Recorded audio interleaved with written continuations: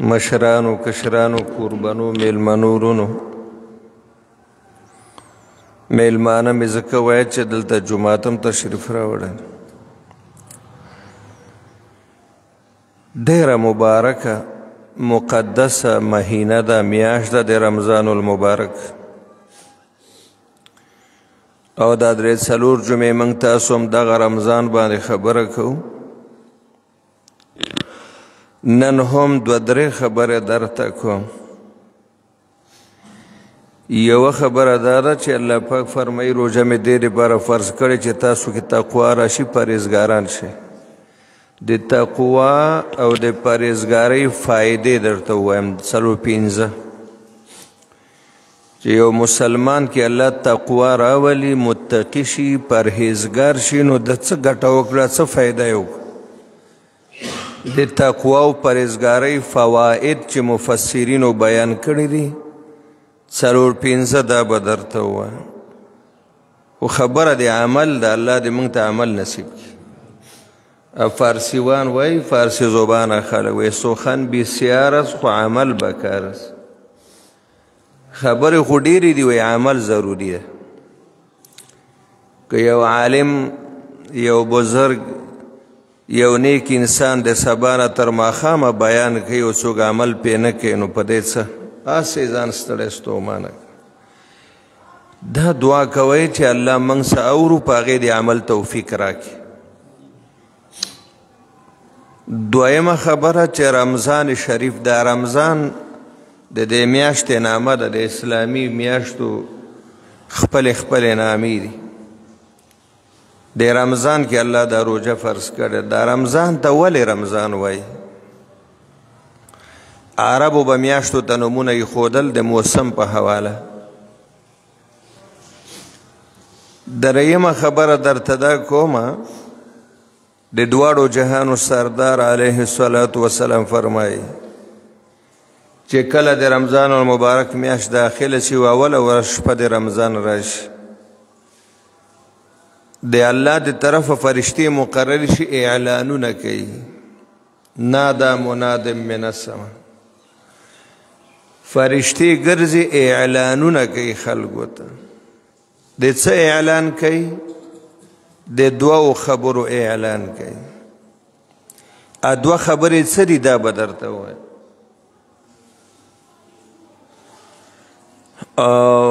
څلورمه خبره به دا وکړمه واړه غونده چې چونکې اوس نن الحمدلله ثم الحمدلله الله نه راضي یو الله دې راضي شي څومره موږ تاسو سره ویر او ډار او هله رمضان او هله روژه او دا به څنګه یو دا به څه وي دا به ګرمي وي او دا به یخني وي او دا به نن همه د روژې ده دا اته ورځې څنګه لاړې تېرې شو دغه شان ته به الله دا باقي ورځې په خیر خیریت عافیت باندې تېري ما تاسو ته ویلي وو چې سږکالې ګراني ډېره وه قیمتي ډېره ده د ضرورت اشیا خوردنوش چې کوم ته زمونږ 24 ګنټې ضرورتي خوراک او څښاک والا څیزونه ډېر زیات ګران شو خلکو به وایي چې دا به څه کېږي روژه کې به څه کوو نو ما تاسو ته په دې ممبر یوه خبره کړې او قسمیه مې درته کړې وه قسم سره چې والله بالله تالله چې کم بادشاه او کم ذات په ارزانۍ کې موږ او تاسو ته څنګه رزق راکوو روژه ماتې راکول او سحري او پېشمانۍ هغه به په ګرانۍ کې هم راکوي کمی به نه راځي زه خو خپله خبره درته کوم هر چا ته ځان معلوم دی سره د دې دومره ډېره ګرانۍ من خو څه کمی محسوس نه که ځکه د ډوډۍ ذمواري چا کړې الله کړې د خوراک ذمواري الله کړې نحنو نرزقکم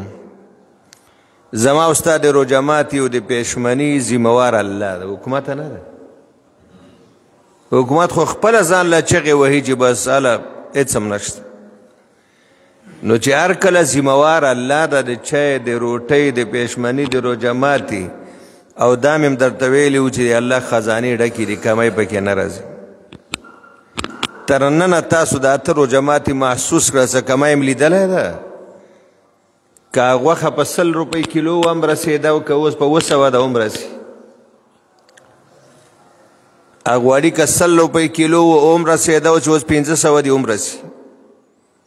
همدغه کچالان او دا کرخې او دا دال او الوګان چې هغه بیخي ارزانه هم الحمدلله میلاوېده او چې و ډېر ګران دي میلاوېږي ځکه چې ورکولو والا یو ذات د دې هغه خزانې ډکې دي هغه هې کمی نه راځي ذمواري هغه کړې ده من خو تر اوسه څه کمی محسوس نه او انشاءالله ټول عمر به یې نه محسوس کوو یو ځل مې تاسو ته یو خبره کړې یو بزرګ تېر شوی ده میرزا مظهر وی دی به مقبرو ته مقبرې ته داسې دا ژوندو سره به ډېر نه کېناست چې سهار مونځ به وکړه اشراق به وکړه لاړه به مقبره کې به ناست ماسپښین به راغی بیا به ماسپښین مانځه نه پس چې څه معمولات به وکړه بیا به لاړه مقبرې ته هلته به غلی ناست او په دې وخت کې اچانک وی ګراني راغله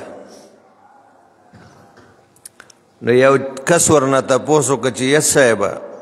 او بزرګ ګراني راغله وړه ګران شو روټۍ ګرانه شوه وی دی ورته وایي که یوه روټۍ په 1,00,000 روپۍ شي زما څه پروا پې نشته دا خبره تاسو لږ واورئ غور سره دا ډېره قیمتي خبره ده وی که یوه روټۍ په 1,00,000 روپۍ شي زما پې پروا نشته نو دا کس ورته غوسه شو یاره سم بزرګ نه یې لیونی چې 1,00,000 روپۍ شي بیا به یې څوک اخلي هغه ورته وایي لیونی ته عقیده دې کمزورې ده یو د الله پاک حق ده په ما باندې او یو زما حق ده په الله پاک باندې دا حدیثو کې راځي یو ورځ نبی پاک روان ده حضرت معاذ ورسره د صحابي ده یا معاذ او لبیک یا رسول الله قربان حکم کوئ تا له پته شته چې د الله حق په بندګانو څه ده وی نه قربان نشته وی دا درته پته شته چې د بندګانو حق په الله باندې څه ده وی نه قربان الله و رسول ته پته ده محبوب ورته وایي وی دی الله حق په بنده داره چې دا بنده به د الله عبادت کوي بغاوت و نافرمانی به نه کوي او د بنده حق دا ده چې الله به ده ټول ضرورتونه پوره کوي چای به ورکوي روټۍ به ورکوي کپړه به ورکوي مکان به ورکوي علاج معالجه دارود چې څه ضرورت نو دا بزرګ دې سړي ته وایي وی لیونی ته یې زه نه یم یو د الله حق د په ما چې زه به د هغه بندګي کوم عبادت به یې کوم ابه خفه کوم نه ناراضه کوم نه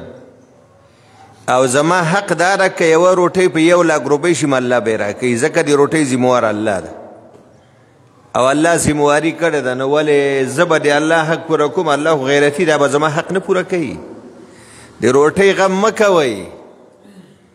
ذمواري الله کړې ده غم دا وکئ چې خدای موږ نه دا بغاوت ولی کیږي دا نافرمانی ولی کیږي دا ګناه خطا ولی کیږي تاسو الله مه خفه کوئ الله مه ناراضه کوئ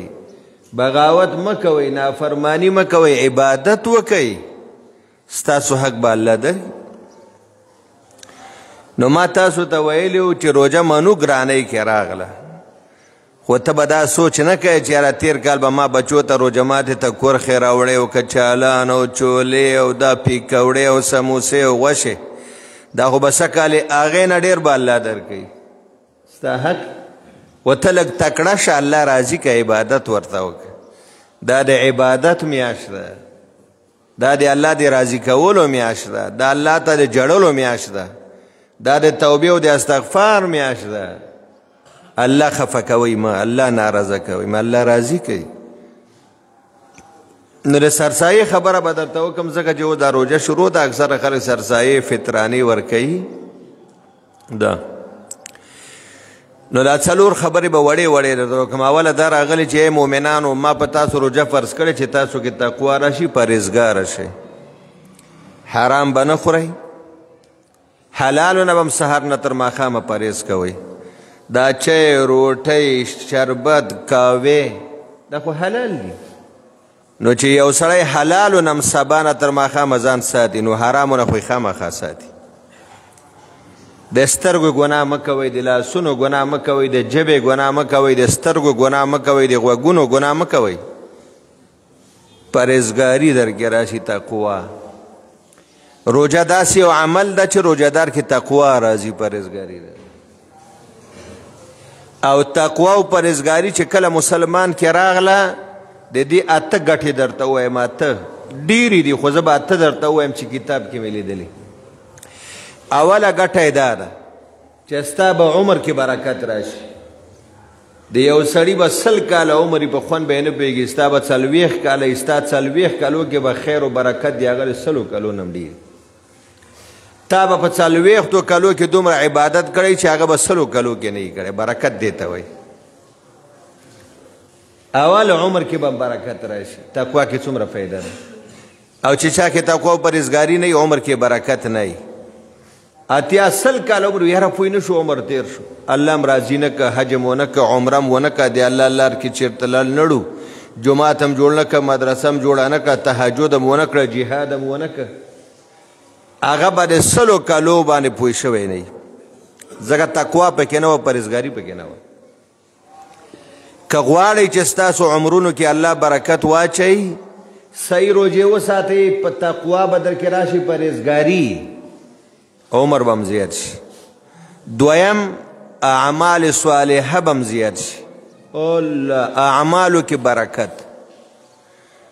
نیک کارونه به هم زیات شي. د روژه کې چې مسلمانان څومره اعمال کوي، بله میاشت کې کوي نه کوي.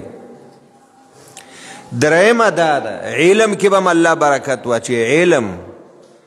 علم دا نه ده چې یو سړي د مدرسه کې 14-15 کاله، هغه هم علم ده. او دا یو عالم چې بیان کوي یو مسله، تا واورېده عمل دې پې وکړه، دا هم علم ده. علم کې به هم برکت راشي. الله، دا تقوا فایده ده. څلورمه فایده د تقوا دا ده که بالبچ اولاد دې وي، په اولادونو به د الله برکت نازل. اولاد به د نیکان صالحان به عمر به زیات. دا څلورمه فایده ده. په اولادونو باندې به الله برکتونه نازلوي. نارینه که زنانه، نیکان به، صالح به، صادق به، امین به، دیندار به، دیانتدار به، عمر به زیات شي. تاسو به نه خوشحالیږئ چې ستاسو بچیان نیکان صالحان شي؟ تاسو به نه خوشحالیږئ چې ستاسو بچیان صادقان او امینان شي؟ تاسو به نه خوشحالیږئ چې هغې کې حیا او پرده راشي که جنکۍ وي؟ تاسو به نه خوشحالیږئ چې هغې ته الله عمر زیات ورکړي، صحت ورکړي، عافیت ورکړي؟ خوشحالیږئ که نه؟ نو د تقوا 5مه فایده دا ده که د مسلمان اولاد وي، نو په اولاد باندې به الله برکت نازل کړي. اولاد به زیات هم شي، عمر به هم زیات شي، صالح به هم وي، سالم به هم وي، صادق به هم وي، امین به وي.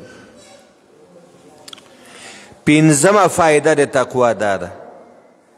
چې رزق کې به د الله برکت واچوي. رزق پخوا چې زموږ مشرانو کې تقوا وه، پرهیزګاري وه، په هر څه کې برکت و. خو دا مشران ناست دي ټول، یوه توړه وړه به راغله، میاشت پورې به نه ختمېده. یو دړۍ غوړي به راغله، 2 میاشتې 3 میاشتې به کېده. یوه کیلو چینی به راغله، جمعه 10 ورځې به کېده. او چې تقوا ختمه شوه، پرهیزګاري، هغه 1 کیلو چینی سبا نه تر ماښامه نه کېږي. یوه توړه وړه 2 ورځې 3 ورځې نه کېږي. د وړوکي فیملی تقوا نشته، پرهیزګاري. تقوا سره، پرهیزګاري سره په رزق کې الله برکت اچوي. د برکت معنا زیاتېدل. لږ خوراک به ډېر کار به کوي. 2 روټۍ به پخې کې 10 کسانو ته به رسي. 20 کیلو وړه به 20 ورځې به کېږي. دا زیاتوي الله. نو رزق کې به هم برکت راشي. ای خلکه، په تاسو مې روژه فرض کړه چې تقوا در کې راشي، پرهیزګاري. او د تقوا 5مه فایده دا ده چې رزق کې به هم برکت وي. 6مه فایده یې دا ده نن سبا چې هر مسلمان نه تپوس کوي چې هر روزګاري وی روزګار د څنګه وی یاره خوند یې نشته، مزه یې نشته. د چا د خولې نه ناورې چې یاره الحمدلله شکر زه الله نه راضي یم، روزګار مې ډېر ښه. من خو نه او عجیبه خو لا دا ده کروڑپتی بی ارب پتی بی وی یاره بس گزاره کیگی گزاره دا کیگی گوره دا گزاره کیگی دا ټکم ناروا ده کتابونو لیکلی چې ستا کم روزګار د پاغې باندې ته موړې بچي دې ماړه دي کپړې میلاویږي چای روټۍ میلاویږي او ته وایې چې یاره بس یې لږ ګزاره کیږي دا ناشکرۍ کې راځي داسې ولې نه وایه چې الحمدلله شکر هر څه مې پوره دي زه چې کم کار او روزګار کومه دې سره زما ټول ضرورتونه الله پوره کړي دي شکر ولې نه ادا کوئ تاسو چېرته اورېدلي چا دې خولې نه یاره بس ګزاره ده کیږي نو یاره بس گزاره ده کیږي دا ټکی مه کوئ داسې ووایه چې الحمدلله شکر که زه د ټاټکي مزدور یم که زه ریړۍ باندې سبزي خرڅومه که زه سرکاري ملازم یم که زما دوکان ده که څه دي دا د آمدن ذریعه ده زما روزګار ده او زما پې ښه کار الحمدلله روان یو کس د ریکشه چلول امیر صاحب وی زه چې راوځم ما و حساب کړی د کور کې موږ سره به کېناسته دارالعلوم کې وی زه رب ته وایم چې الله سبا نه تر ماخوستنه زما په 200 روپو باندې کار کیږي هغه وخت دا 200 راکه زیاتې مې نه دي په کار نو که دا 200 روپۍ به یې تر 9 بجو وګټلې که تر 10 بس بیا به یې رکشه ودرولې بس الحمدلله ضرورت پوره ده کلار بناستو د دین کار خدمت عبادت او ذکر او تعلیم او د دین محنت او خدمت به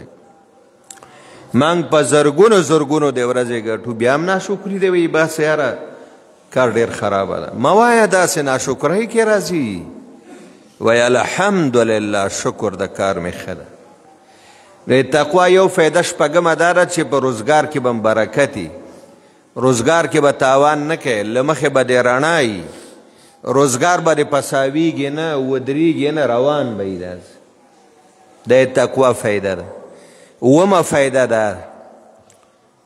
چې مسلمانانو باندې الله روجې فرض کړي دي چې تقوا او پرهیزګاري راشي زړه کې به دې سکوني چهن به یې آرام به یې دنیا به نارامه یي بې چهنه یي بې سکونه یي خو تا زړه کې به ډېر آرام ډېر سکون به یې ډېر چهن به یې ذره بر باندې زړه کې خفګان نه راځي نن سبا په دنیا کې هر څه شته خو د زړه سکون نشته بالکل ختم هر چا نه چې تپوس کوي زړه مې خفه ده ډېر نارامه یم بې چهنه او بې سکونه یم تقوا یوه فایده دا ده چې د مسلمان په زړه کې د تقوا سره چهن او سکون او آرام راځي اتمه فایده یې دا یو خو چې هر سړی ګوري وایي زړه مې خفه ده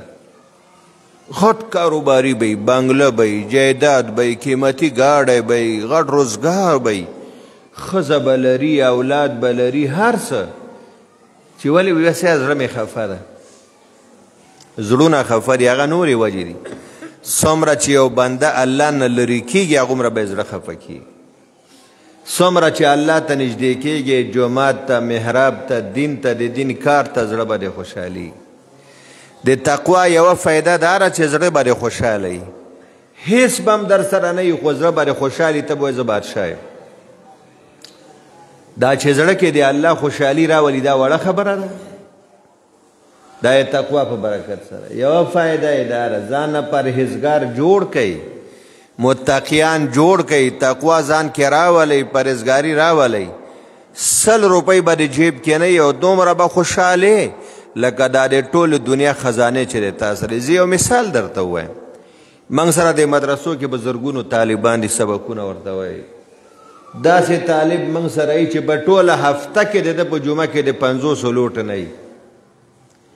او خوشحاله څومره وي سکون او چهن څومره په زړه کې ته به دا محسوس کړې چې دا د ټول پاکستان په خزانو د پاسه ناست تقوا یې ګڼي په ټوله هفته کې به د 500 نوټ لیدلی نه وي داسې وخت راشي چې 100 روپۍ نه وي چې روټو والا نه روټۍ ځان ته راوړي لیکن چهرې ته یې ګوره منوره زړه یې خوشحاله پرسکونه ځکه تقوا ده که نه دا نه محسوس کوي چې ما سره پیسې نشته ولې خوشحالي پیسو کې نه ډېر مالداران دي خودکشیان یې وکړې سویډن یو ملک ده چې هغه کې مالداري نور آخري حد ته رسېدلی. هغه داسې چې ماشوم د موره پیدا شي تر مرګه ټول اخراجات و ضروریات په حکومتي وقت دي، او حکومت خپل عوامو ته دومره اسباب د آرام و راحت و خوشحالۍ و سهولت و عیاشۍ پیدا کړي چې نور مزید امکان هم نشته. خلک بې کچه ډېر مالدار دي، لیکن پر ټوله دنیا کې د ټوله نه زیاتې خودکشیانې هلته کېږي. یو کس د ډېرې مالدارۍ نه، د عیاشۍ نه، د فحاشۍ نه، د پیسو نه، د ګاډو نه، د بنګلو نه، د روزګار نه تنګ شي. چیټ ولیکي چې یاره زه نو تنګ شوی یم د ډېرو پیسو نه، ارام و راحت او خوشحالو نه. 50م چت ته خیږي او لاندې ځان راګوزاري، وایي زه نو دنیا نه تنګ شو. الحمدلله موږ او تاسو مسلمانانو چېرته د غربت او فقر و فاقې نه خودکشي نه کوو. زموږ په زړه کې سکون ده، اطمینان ده. موږ وایي خوشحالي، سکون او اطمینان پیسو کې نه ده، دولت کې نه ده، قدرت کې نه ده، کرسۍ کې نه ده، اقتدار کې نه ده. دا الله سره په تعلق جوړېدو کې ده، دا په دیندارۍ کې ده، دا په تقوا کې ده. نهمه فایده د تقوا دا ده چې خلک به د عزت کوي. هر مسلمان به د عزت کوي، څوک به د بېعزتي نه کوي. الله وی روژه مې در باندې فرض کړې ده چې تاسو کې تقوا راشي، چې تقوا در کې راله پرهیزګار شوې، کور کې به د پلار ښځه به د عزت کوي، بچي به د عزت کوي، نوسي به د عزت کوي، ورور ورونه به د عزت کوي، خویندې به د عزت کوي. که مور کې تقوا و لوریانې زامن به یې عزت کوي، خاون به یې عزت کوي. تقوا خو ډېر ښه شی دی، پرهیزګاري.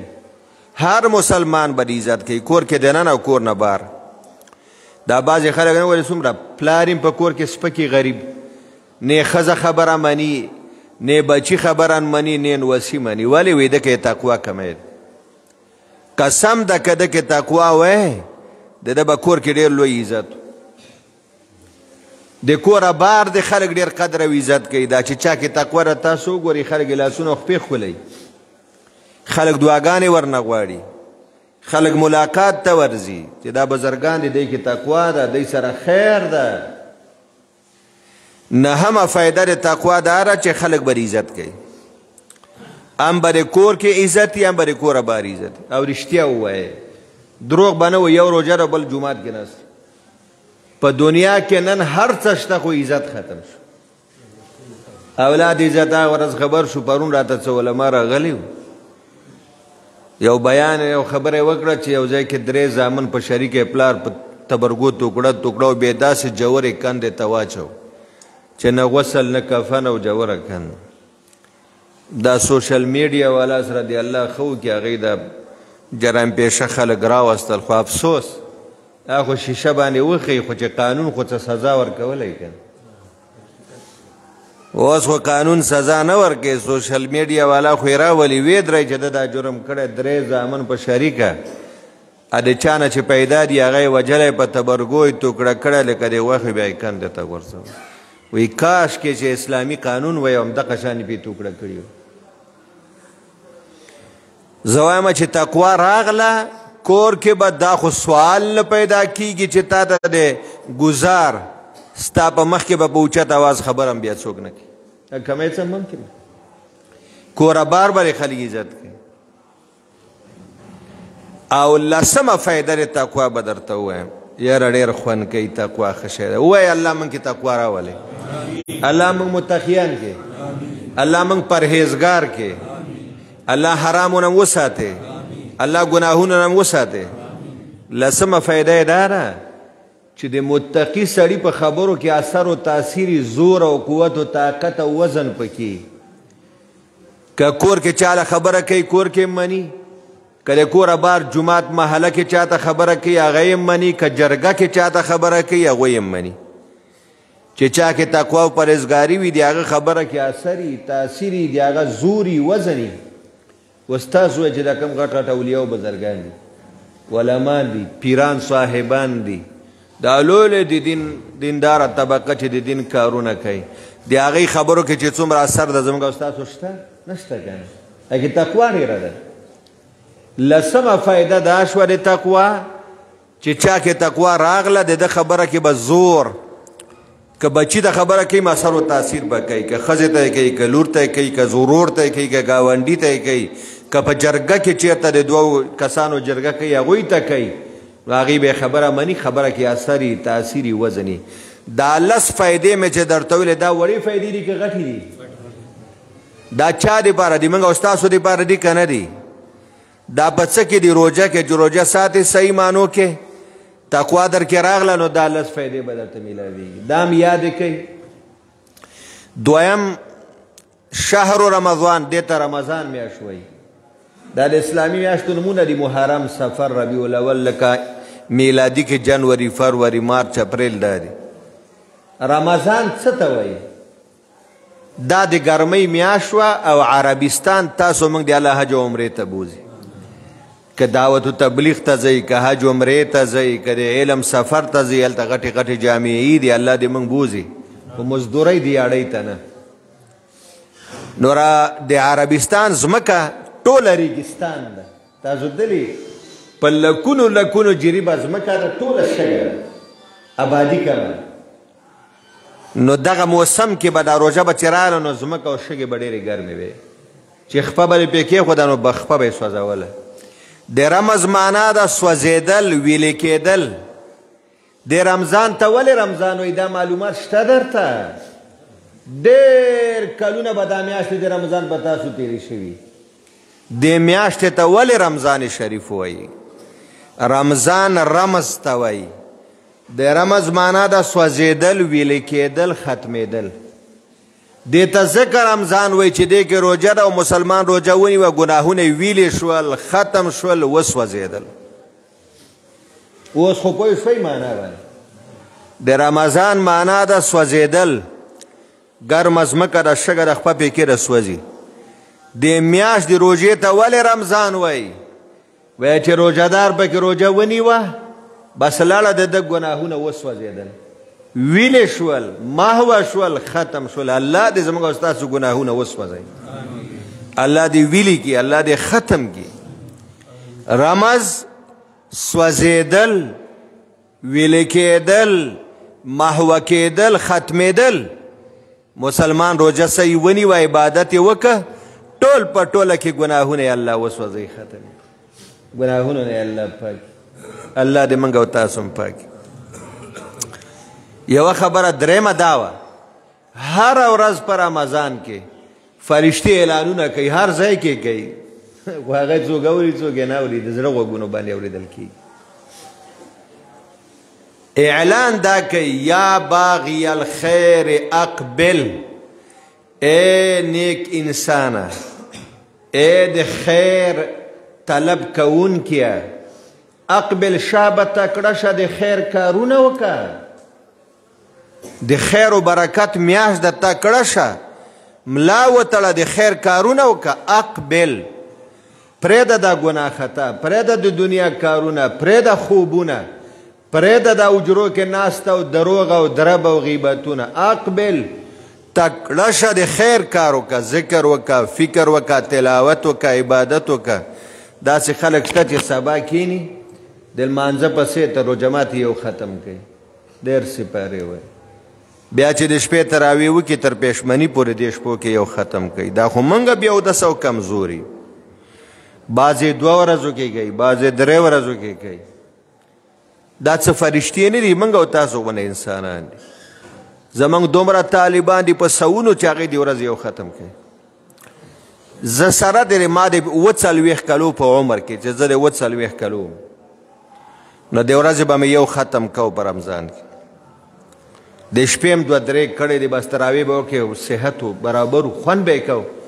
بس کې به ناستو جومات کې یو برجۍ سره کلار به تلاوت دومره قرآن خو د زړه سپرلی ده د زړه دنیا جوړوي څومره چې تلاوت کې هغومره خوند مزه زیاتي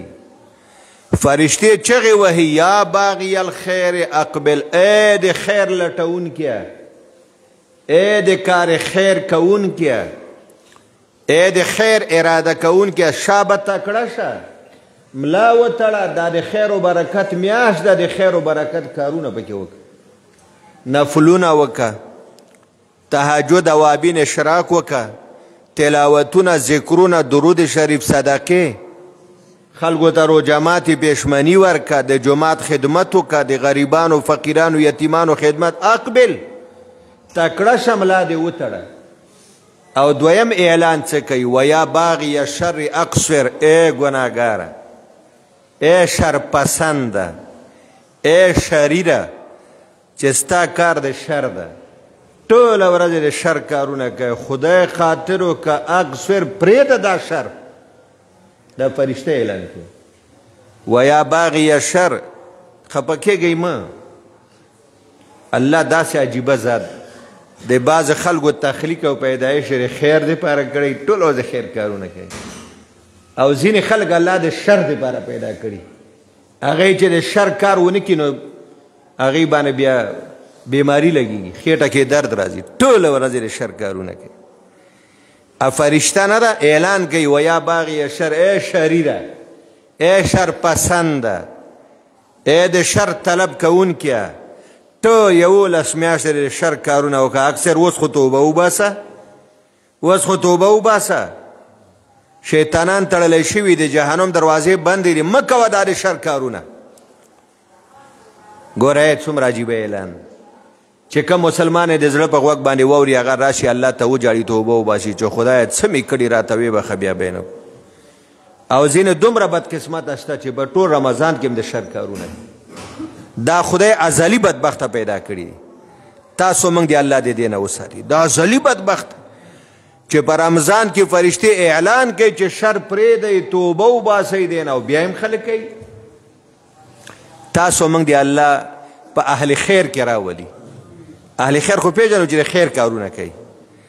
الله د تاسو موږ او زموږ او ستاسو اولادونه د اهل شر نه وساتي چې د شر کار کوي ولې سخته ورځ را روانه د حساب به کوي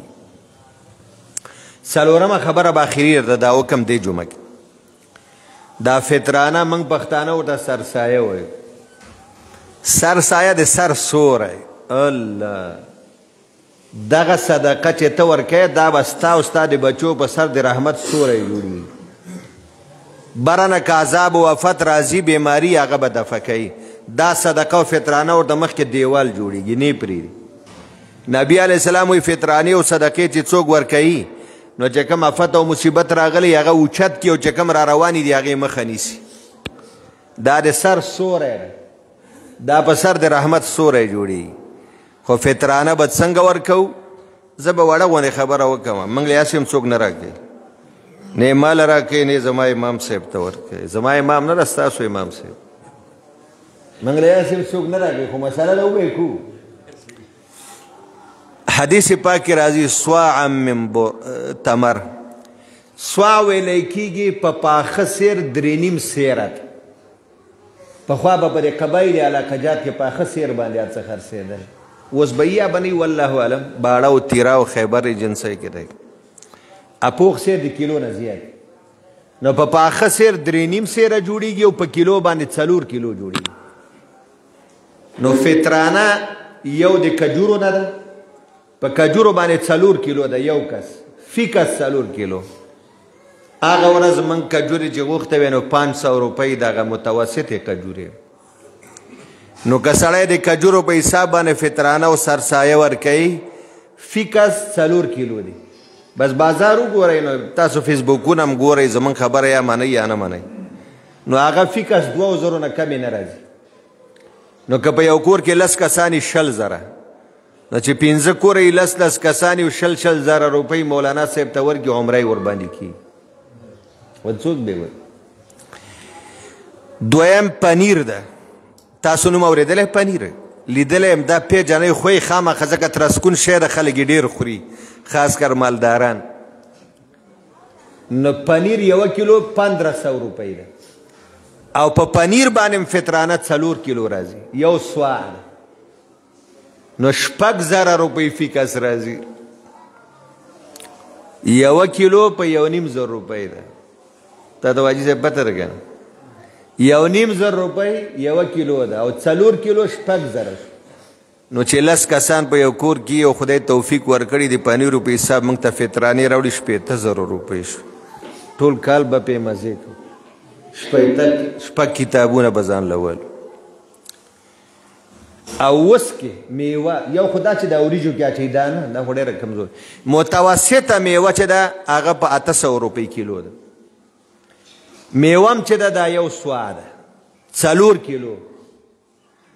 نو 1400 3200 د میوې په حساب د وسکو په حساب باندې موږ وایو منل د هر چا خپل کار چې دا کتابونو کې راځي 4 کیلو دی نو 3200 روپۍ فی کس فطرانه راځي بیا دا هم ډېرې پیسې دي دا الله چاته اوس توفیق ورکړی نن نه 3 کاله مخکې د چونګي ته زه چا ختم ته بوتلم بیان دا من خلک بوځي دا اوس هم دا ماسوتن تراویح وکړو سره د دې چې فالج وهلي پرېدیم نه بوم ځي ویې لږ خبرې وکړو لږ دعا مونږ نو هغه سړی ډېر مالدار به و البته کور او جایداد او باډیګارډ او ډېر نو داسې ناستو ختم نه بعد چای هم څکوی مولانا صاحب د فطرانه څو ده نو ما ورته د کجورو په حساب باندې یاده کړه هغه داسې مسکی شو ویې خنده وایي ټوکې کوي ملتا سره زما ټوکې څه ته زما همزولی زما شاګرد دی زما استاذ یې زما تربور یې زه خو امام یم عالم یم شیخ یم زما تاسو سره د ټوکو کومه درېیمه ده خو مسله مې درته وکړو وی نه د امامان خو وایي چې 100 روپۍ د هغه وخت کې غنم په حساب شو مالا 100 روپۍ دا ستا ټوپکمار چې دروازه کې ولاړ د هغه دپاره 100 روپۍ ده ستا د بنګلې دا چت خو د جیلم نه ښکاري د مارګلې ډېر نه ښکاري نو چې ته هم د غنمو په حساب ورکوې او ستا دا نوکر هم دې ورکوي نو ستا او د نوکر د بیا څه فرق وشو ته خو د مارکیټونو د پلازو مالک وې نو زه په څه ورکوم مالتې د کجورو په حساب ورکوم وی کجوري وي مالا او کجوري دي موږ ته خو چا نه دي ویلي خو مالا همدغه ظلم امامانو ځان سره کړی وی څومره کېږي نو هغه وخت کې ما ورته خپله اندازه د اعلی کجورو ولګوله تاسو یقین وکړئ دا ګوره دلته ناست یم بیان درته کوم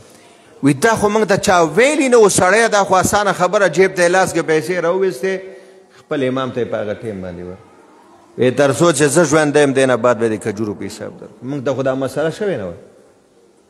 منګه مسله کوو باقي د هر چا خوښه ده د وسکو په حساب فی کس 3000 نه بره جوړېږي متوسط او یو سوه وربشه هم 4 کیلو ده هم تقریبا 700 نه بره جوړېږي هم د 700 نه بره جوړېږي او آخري پکې غنم او وړه دي دې وخت کې غنم او وړه چې به یې شوي دي نو اندازه دا ده چې 300 روپۍ فی کس سرسایه ده بېګا مې ویل ملګرو ته مالا هغه وخت موږ ته یاده چې 12 روپۍ فطرانه وه نو خلکو له خدایه خیر فطرانه 12 روپۍ شو 12 روپۍ فطرانه دا به څوک ورکوي نو اوس هغه غنمو په حساب او د وړو په حساب فطرانه 300 روپۍ ده سرسایه فی کس د ټولو نه کمه سرسایه 300 ده او که په دې کې څوک کمې ورکوي ګوره 1 روپۍ هم که کمه وي بیا یې فطرانه نه کېږي صدقه شوه خو سرسایه نه شوه ځکه دا واجب ده چې د یو سړي سره 80,000 روپۍ په کور کې وي یا دومره سامان زیات په هغه فطرانه واجب ده دا عامه صدقه نه ده دا واجب ده که ورده نه کړه ګناهګار غریب ته فقیر ته مسکین ته خو موږ عام ته ورسره وایي چې امامانو ته ټول کال موږ څه ورکړي نه داسې تنخواهی کراچۍ کې 10,000 ورکوي موږ 10,000 12,000 15,000 نه بل څه ورکو هر جومات کې دا نه چې امام غریبي ټول نه زیات حق دی هغه ده په کلي کې ګرځئ کونډه یتیم غریب او فقیر او مسکین ورک و د ټولو نه زیات حق چې خپل امام غریب او مسکین فقیري د حق ډېر د غنمو په حساب فطرانه 300 روپۍ شو دا ما نه ده مقرر کړې بازار نرخ د مفتیانو په دې باندې اعلان وکړ او کیدای شي بره به راځي دا خو د غنمو ده ما د وسکو هم درته وویله د کجورو هم درته وویله د وربشو هم درته وویله او د پنیر هغه هم هسې نه شو ورکوی خو زه الله خو یې توفیق راکړي الله نه به سوال کوو که نه دا چې موږ دا غټې غټې فطرانې ورکولی اوس به غریب نه و پاتې زکاتونه هم چې ورکولی غریب به محلو کې نه وای هر غریب ته به یې والټو ګاډی هم ولاړو خو نه موږ زکات ورکوو نه چېرته ښه غټه فطرانه ورکوو غریب پاتې دی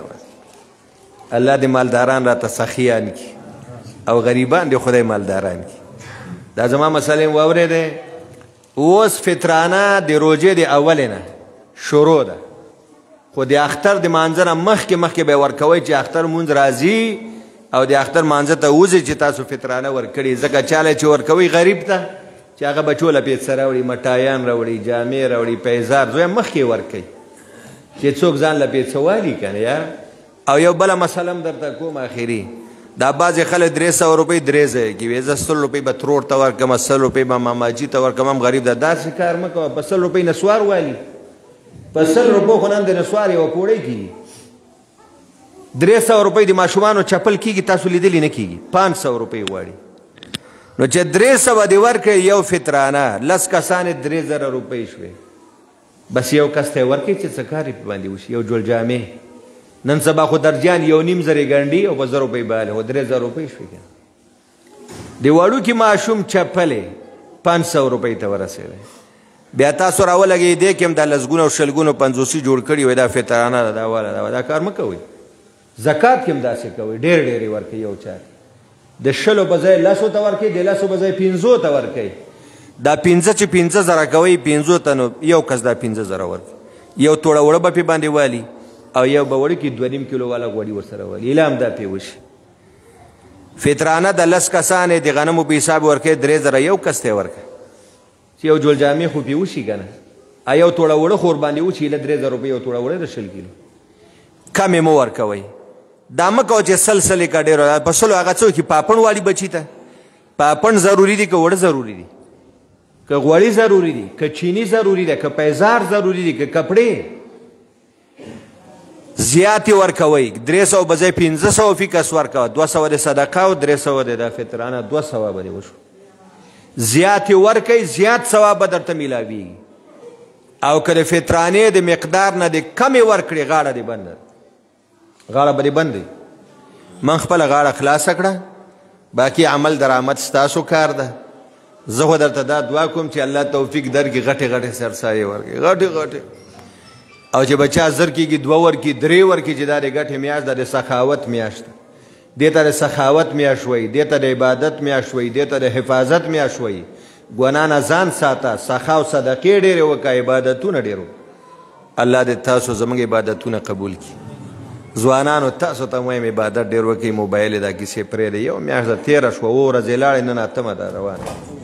داسې به ټولې د خیر سره تېرې شي. بیا به لاس مروړو، ارمان به کوو، خو وخت به رانه تېري. درود شریف. اللهم صل علی سیدنا محمد وعلى آل سیدنا محمد وبارک وصل وسلم علیه. الحمد لله رب العالمین والعاقبة للمتقین والصلاة والسلام على أشرف الأنبياء والمرسلين حبيبنا وحبيب رب العالمين. اللهم اهدنا الصراط المستقيم صراط الذين أنعمت عليهم من النبيين والصديقين والشهداء والصالحين وحسن أولئك رفيقا. يا إله العالمين زمان تراویح قبول کی، زمان ختمونه قبول کی، زمان فطرانې صدقې زکاتونه چې څوک یې ورکوي الله قبول کړي، روژهمات چې څوک ورکوي الله قبول کړي، د غریب او د فقیر او د مسکین لاسنیوه څوک کوي الله قبول کړي. څومره بیماران دي الله ټولو ته کامل عاجله مستمره شفا ورکړي. الله څومره زموږ مشران وفات دي، ټول مغفور او مرحوم مغفورات مرحومات په قبرونو رحمتونه نازل کړي. الله د چا قبضداري د قبرونو نه اخلاص کړي، د چا دښمني د الله دوستۍ باندې بدله کړي، د چا کور کې څه مشکلات دي الله اسانه کړي، غریب وي ناچاکي وي الله اتفاق اتحاد یې نصیب کړي، د چا اولادونه بې ادب او بې حیا وي الله ادب او حیا یې نصیب کړي، د چا بچي نه وي الله ښایسته ګلالي صالح او صالح بچي ورکړي. زمونږ بچیان ټول دیندار او دیانتدار کړي، زمونږ زنانه الله ټولې باحیا کړي، باستتره کړي. الله موږ ټولو ته د عبادت توفیق راکړي. الله څومره ګناهونه چې د دې میاشتې نه مخکې کړي ټول په ټوله کې موږ توبه کړي. په باقي ژوند کې هم د هرې ګناه خطا نه الله وساتي. الله موږ کې تقوا او پرهیزګاري راولي. الله موږ کې تقوا او پرهیزګاري راولي. الله موږ ته د زړه سکون، چین، آرام، راحت او خوشحالي نصیب کړي. الله د دنیا او آخرت د هرو پریشانیو نه وساتي. الله ډېره ګراني ارزاني راولي. دکانداران چې کوم بې تحاشا ظلم کوي الله هدایت ورکړي. څه حکومت ظلم وکړي، ټیکسونه ظالمان، څه غټ ډیلران، څه لاندې دکانداران، داسې نه په کار چې کیلو کې سلو کې سل ګټې دا ناروا دي. کیلو کې سلو کې تا خرچه دې راغلي هر څوک باندې واچوه موږ یو ځای ته راروانو څه وکړې یو سم بیه کړه نو د منډۍ او د دغه ځای د دوکانونو اویا روپۍ کیلو نو موږ وایي سل روپۍ دا شل پې خرچه 30 پې خرچه یو 30 کو ګټه دی الله وایي دا څوک چې هغوی خو دا غریبانه فقیره که ته غریب یې راخیستو والا لري مناسبه ګټه کوئ مناسبه کوئ برکت به پکې وي او چې سلو پسې 200 ګټې او سلو پسې سل نو بې برکت دی الله موږ ټولو نه راضي شي الله زموږ جماعتو کې برکت واچوي پېشمنو کې برکت واچوي تهجدو کې برکت واچوي الله په حلال رزق موږ ته د جماعت توفیق راکړي په حلال رزق موږ ته د پېشمنۍ توفیق راکړي څوک هم چې د خیر کارونه کوي الله قبول کړي څوک چې د شر کارونه کوي الله د توبې توفیق ورکړي چې د شر کارونه پرېږدي دا مېلمانه دي جومات ته د خدای لار ته راوتلي دي الله د دې راوتلو امت ته